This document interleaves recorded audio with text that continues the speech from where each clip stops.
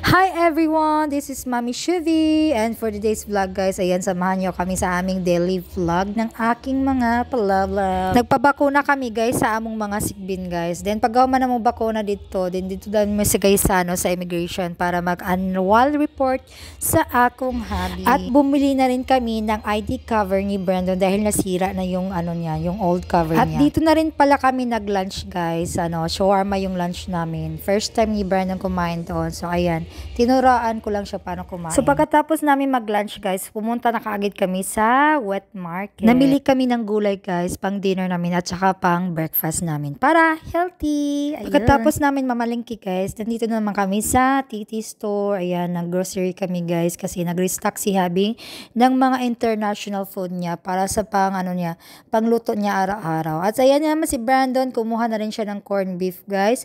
At ako naman, kumuha ng tuyo at saka kumuha na rin pala ako ng shampoo guys para sa mga kilo. Mas gusto ko yung Johnson's kasi mabango siya guys at hindi siya masyadong maisog ang kuwan ba, ang ijang chemical. And ayan, kumuha na ako ng extra wipes. Ayan si Brandon, nakapili na ng kanyang laruan.